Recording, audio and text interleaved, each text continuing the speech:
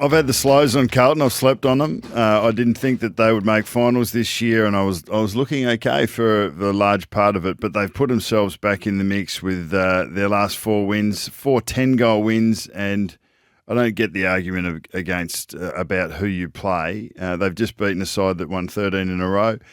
And Michael Voss and his team deserve all credit for being able to turn their season around the last month and put themselves in a position to contend for finals once more. Simply what they've done is they've got their game up and going again, and their game revolves around stoppage. Yep. So they've been the best stoppage scoring side when they play their best football. And they've scored 214 points in the last 4 games. And that's nearly 50% of their scoring, which is not a percentage that you normally see. Turnover is normally sort of around 65 to 70% of scoring, but Carlton have scored really heavily from stoppage, and they prevented the opposition from doing the same. They were 15th from round 1 to 13 from their stoppage scoring, and then they're number 1 clearly now. When they played their best football in 2022, it was around stoppage and being able to score from it. And that is largely what we're seeing. So last week you wanted to see them perform when there was some expectation. Yes. And what you said last week was really fair. And you questioned whether the performance had come off the back of little pressure. So the finals pressure had gone and the performance had increased. So you put it on them last week. Yep. And you wanted to see them deliver, which they did. They did, absolutely. Albeit against a side that was ripe for the picking, but it was an overwhelming performance. It was hard not to get caught up in that because, to your point, the stoppage power has been back, but their pressure right from the first. Go back and watch the first 2 minutes. Blake Acres had about 3 turnovers in the first 3 or 4 minutes. They were just all over them. Yep. And the forward line looked dynamic. No, I thought, but you got to look at energy. Where's your energy going? And they were going south for the majority of the mid part of the season. So 8, 9 rounds, we just saw them slowly diminish and come off. Now, if you're a Blues supporter now, you're seeing your players play with energy, with purpose. They're going forward with more purpose. They look like they've got more pop about them. They've done it largely. We spoke about where their best players just aren't playing well enough. Well, Harry Mackay went off early. We know that Wiedering's been really strong out the back, but and the last 3 weeks has been done off the back of Chera, Cripps, and Walsh, and their significant form. But they did it with role players on the weekend. Now, Silvani kicking for, he's more than a role player now. He's second ruck, and you to get 19 and 4 goals from your second ruck career role best game is awesome. Now, but I think Cunningham deserves credit. Motlop obviously coming in and hitting the scoreboard. Cottrell deserves credit. Fogarty, who's been out for a long time and now come in. Martin had some moments in the first half. And Martin can't be understated because he just provides a bit of X factor and gives them something different. But their stoppage game's in shape. Yes, they were able to produce. Their energy is positive. They play West Coast this week. They've got momentum. They've proven to be a very good momentum side. They've just got to trust the process and keep going because whatever they've been able to do in there has been a credit. So if Vossi's going to cop the wax, he's got to cop the plaudits as well. So to be able to turn it around is a fair effort in season. Point number 2. Number 2, I've got the GWS. These guys have been super impressive. You look at the last 8 and Port Adelaide and Collingwood are 7-1 from 8 games. GWS come in third at 6-2. They've been awesome, especially in their defensive attributes, and Sam Taylor's been a big part of that. They had a back 8 there. Lockie Whitfield sort of snuck in, and Harry Perryman was there, and it was the backline celebration photo, appreciation photo. Well, it should be because they defended. That's where they're building from. So in the last 8 weeks, they're the 4th best defense. So that's to be credited. In the last month, Adelaide, so they had Adelaide, Hawthorn, Melbourne and Freo. They've given up the 4th most inside 50s, but they've only allowed on average 6 marks to the opposition in the opposition's forward 50. So just 6 marks. Incredible. In the D50 on average in those 4 weeks with the 4th most inside 50s. And so you've got to give credit to Taylor, to Buckley, to Iden, who are bringing the ball to ground. Himmelberg is obviously a bit of a running player, but I thought the Walker-Taylor matchup was pivotal. So Walker was up and about, had kicked 2 himself, given 2 away, And it was halfway through the second quarter. Keys had kicked the goal, 41-23, and then the game just shifted. You know, Walker had been able to impose himself on Sam Taylor, who hadn't had that happen regularly, and then Taylor just ground him out along with the rest of the GWS side, and it was a super impressive win. So they have momentum as well, which.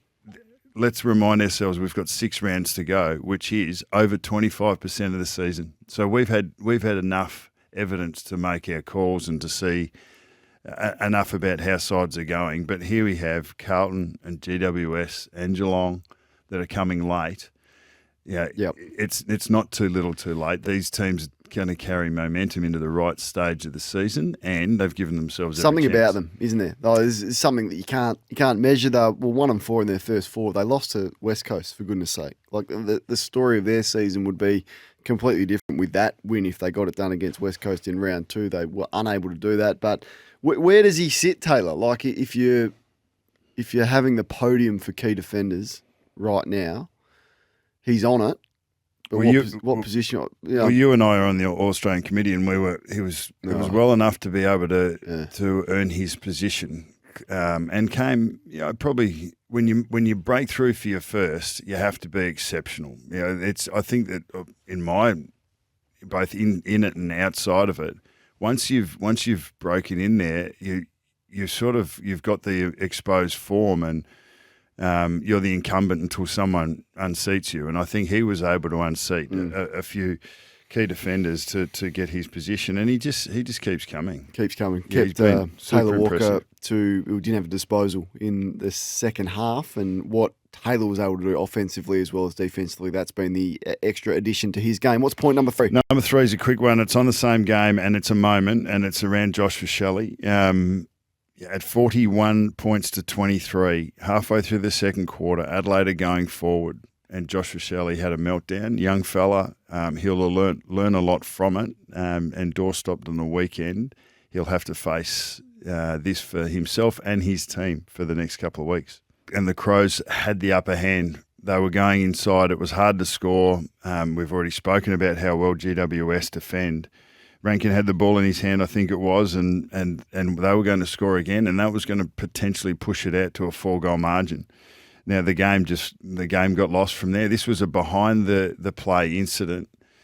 You think that changed the momentum of the game? Well, there's no doubt that it did. But how do you handle it as a coach? He pulled him off. You don't often see players drag. I thought that was great. I thought it was great because it wasn't an I'll show you or I'll discipline you in my sense. It was cool down. Just take a breather, Calm mate. down. Yeah, but sometimes maybe, and this is not Matty Nixon, and it's so easy in retrospect, but you go back and you go, okay, well, can you see that before it actually happens?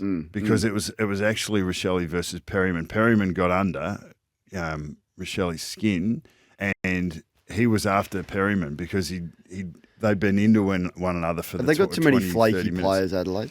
But see, I don't. Well, to me, now, they look flaky, and I went all in. I went all in on Adelaide and Essendon. I've been pro them. I've slept on Carlton, Melbourne, and GWS, which I'll have to take my medicine for at this point in time. But Adelaide have been disappointing for me because I think they were ready. They were more ready to go forward than they have. Yeah, and when I say flaky, I look at Rankin. He's a flaky player to me. You put your hand up to be the highest paid player in club history, and look at all of. He's getting more cash than any Crows player ever. We're assuming. Yeah. But I get it. Pretty confidently assuming. Well, they've spent a lot to get him, and he's been good. He's been good in for a lot of the year, but when it's on his terms. But I think that is the tough. We've seen Charlie Cameron, Tom Hapley, Pickett, and now Rankin. We've seen those guys go cold. Jamie Elliott, who's currently in a hot streak, we've seen that role go cold. It's one of the toughest roles to play. But I understand. You don't see Toby Green go cold. No, ever. But they're not. Ever. He's not. He's a marking player as well. And it's and not those just guys Rankin. I'm looking are. at Thilthorpe, Rochelle, Walker. Is the last 3 weeks has been off and hasn't stood up when he's needed to as a leader of that footy club. So yeah, they got some issues for Matty Nix. I mean, it's not a disastrous year. There's a lot of positives to take out of it. but they're just not ready. Well, The last fortnight's highlighted that. Absolutely, and they've got Melbourne at the MCG this week, and I thought so they've got some challenging games coming up, but they need to make a stand. They need to make it now because they've played football that's been good enough to get them to finals, but they haven't won enough games. So that's going to be their challenge. Right. Tell me about the Cats. Cats, super impressive. Another team that have got their momentum going.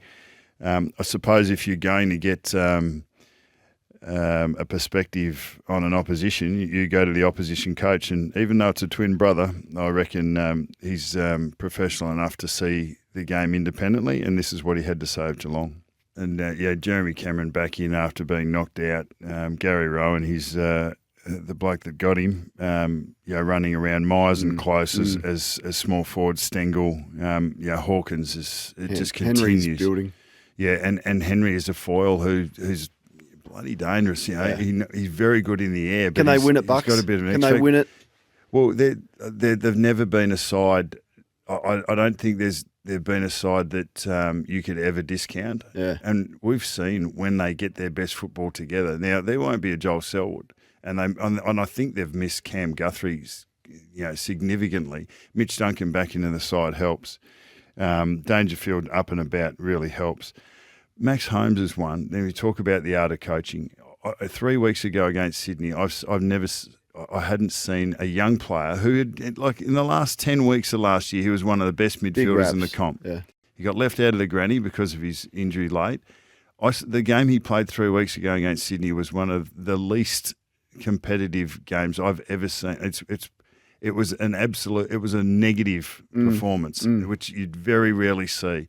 And that young bloke has played near on two of his best games in the last 2 weeks. Be fascinated on what the conversations were with the coaches to help him move on from an uncompetitive. And he didn't go and compete in 2 or 3 contests that night. So for him to be able to turn it around, it speaks to Geelong's culture, the way they coach, the way they support their players, but also the way their players believe in them enough to be able to give their best performances back. Are you believing? Geelong fans, let us know your thoughts, joining the conversation. And lastly, you last want one, to speak about short and these. sharp. Everyone's going to have a say on this, but Melbourne's that last 20 minutes and the shift in momentum, not just in that game, but for their year, was significant. As was the decision to leave Brodie Grundy out of the side, and Max Gawn was huge.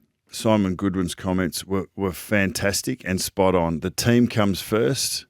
We are going to look for better, but then the second half of it is where the grey is in this situation, and that is when you go anything beyond what we need this week. Yeah. If you look beyond season 2023, this looks increasingly murky and muddy.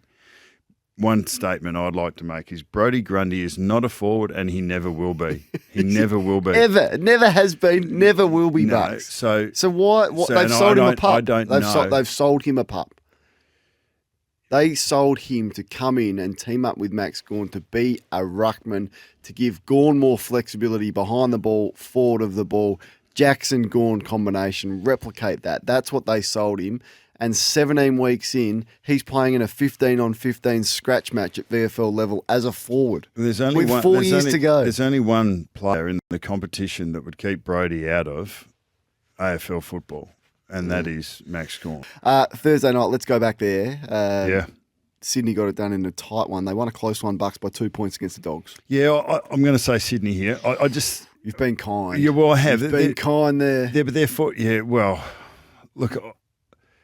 The Dogs are still working out who they are, aren't they? What still? Yeah, they're gonna make the final 8. I mean, and that's, I don't know how that looks like they're going to make finals, and they've got a favourable draw, and their best is great. They've got one of the best players in the comp in Bontempelli, and here I am talking. I said Sydney, but I'm going to go back to Bulldogs because, they do need to find out more about who they are. They're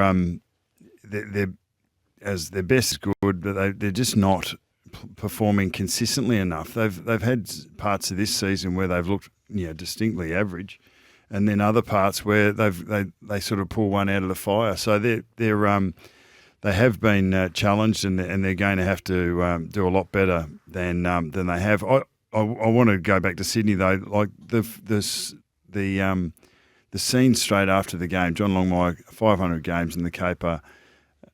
It was awesome to see the connection between his players, and he doesn't show a lot of emotion in press conferences. He's not a guy who's given a lot of his personality. It's obviously been left for the inner sanctum. And when you see, like, they're not having a great season, but I see that 10, 15 seconds, that window with the coach and the camaraderie with the group, and it makes me believe that we haven't seen the end of Sydney for the next 6 weeks. For the next 6 weeks into the finals, they're going to make it hard. Can they find some momentum? They're 4.5 wins out of their last 8. That draw against Geelong sort of arrested their momentum a little bit. They've had some average performances themselves, but thereabouts. Then we go to Friday night. I'm going to say it says, this is a really difficult one, but let's go positive. I'm going to go the D's. What about the start to the game? And credit to, and you've touched on this, the coaching moves that have been made. Melksham is an infectious player, and he's been significant with his ability to win contests, but more than that, that rubs off on the group. The decision to go Petrarca forward again, that was such an impressive game by Petrarca. His movement off the ball and his strength in the contest and his will to win, and the danger that he is around forward stoppage and how paranoid they were about him to the point where they gave away free kicks. So good coaching. The midfield Leslites have stood up, and Viney's tenacity and Sparrow and Brayshaw in there have held up and have done a good job. Gorn led from the front. So I never jumped off the D's. I just always thought... No, you said that that the disrespect, you called it. Well, for the large part of Friday night, they were going to lose that game of footy. 100%. So the last quarter, even though their first quarter was really impressive, that's how they looked against St Kilda, and they got over a side who, St Kilda are playing bottom 4 footy at the moment. Ross Lyons admitted that himself, and we'll get to that. But they looked like they did the week before, but then that last 25 minutes, inspired by Viney, Petrarca, Melksham finishing off Gorn, their best players came through. And Pickett stood up as well, and he needed to. He was under a bit of pressure because he Pickett, and I thought he played the role that he needed to play and stood up in big moments. Collingwood kicked 105 points off turnovers. They beat the Dockers by kicking 10 goals to 2 in the second term. Bucks. Who does the result say more about? Yeah, also Collingwood, and more about their top end. So they kicked 10 goals in the second quarter. Their best is clearly the best, and they don't need to produce it for 4 quarters to be able to knock mediocre, average opposition off. And I think Fremantle have been average. But that's why they're going to be so hard to knock off. I believe that a player like Braden Maynard back into the side makes them even better again. He's a heart and soul player. I think his aggression, he had a stinger in his right arm, midway through the first quarter, came off for a breather, but then was back out laying tackles and desperate acts. I just think that he adds another element to an already great team, and that they're cherry ripe going into the last part of the year. Gold Coast and Sydney. The Saints. So it says more about the Saints to me. So and for the first time, I thought Ross Lyon was realistic of where they sit after the game. He's been quite prone to just move on from that qualitative piece. That's that qualitative piece, of course. I don't know about that. I think when they were winning early, he always said this is a year of exploration, and he's come back around it, and he said for a couple of the losses that they've had, one was a mulligan. The second time was, okay, we haven't had too many of these, so we're going to move on. For the first time, I thought he's gone. That was a really ordinary performance, and the reality of where the group sits, I think, is smacking them all in the face, because they thought they were better than this. They sacked a coach.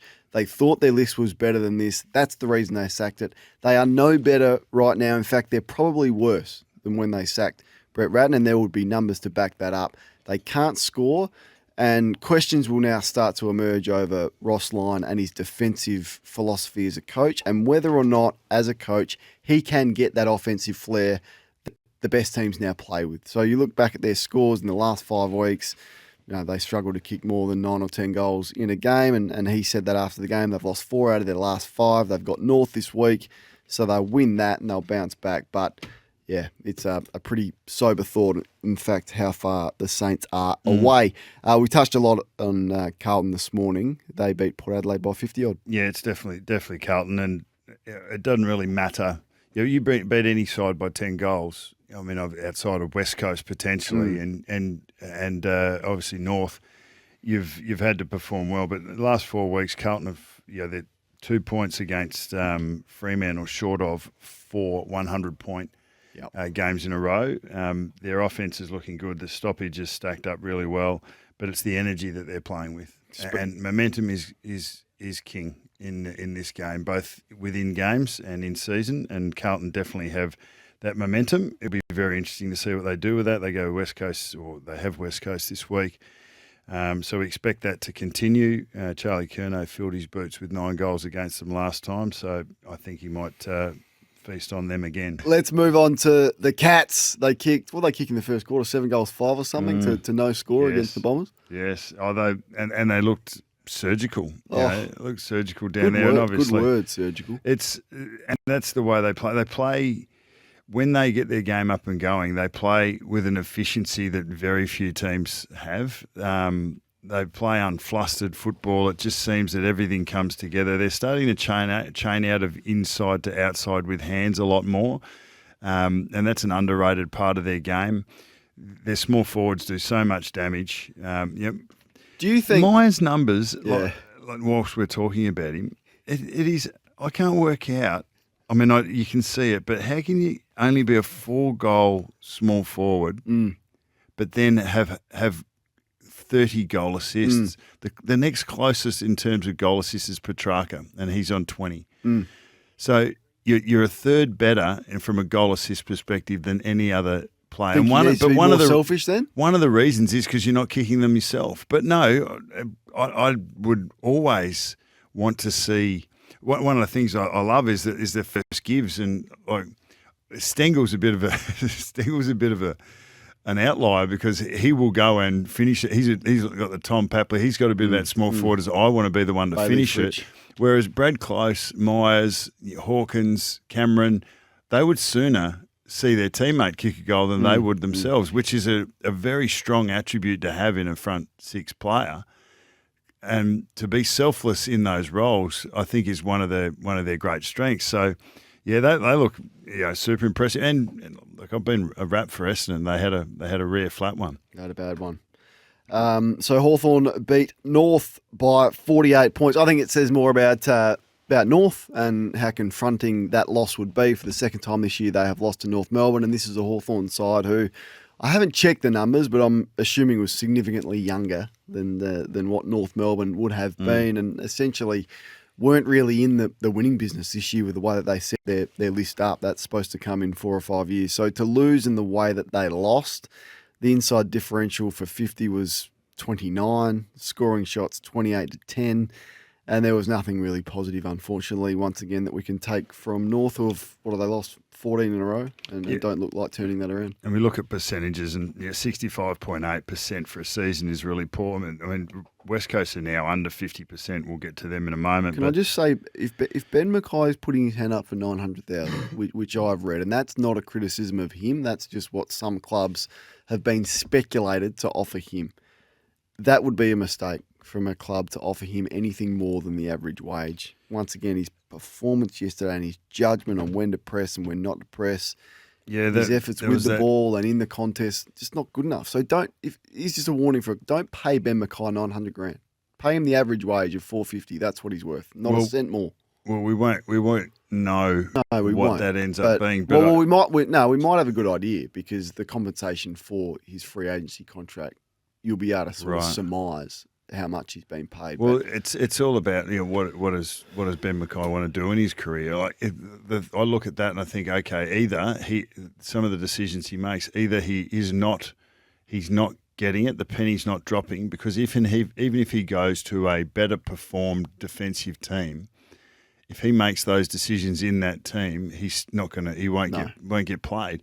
So does it come back down to coaching? And you'd expect that with Alistair Clarkson and Brett Ratton around the place, he's got an experienced coaching group. Todd Viney, who's been there before, He's been through 2 or 3 iterations. I'm not sure he'd be coached that differently. That the defensive, solid defensive attributes and actions are quite similar across the league, but he's not getting that. Yep. So why isn't the penny dropping? It's I don't know.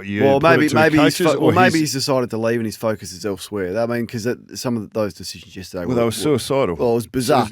We skipped over the Adelaide game as we're whipping our way through. Speaks volumes. GWS kicked 5-0 in the last quarter to come from 17 points down to win by 14. Yeah, well, we spoke about their defence out of 7 and how good it's been.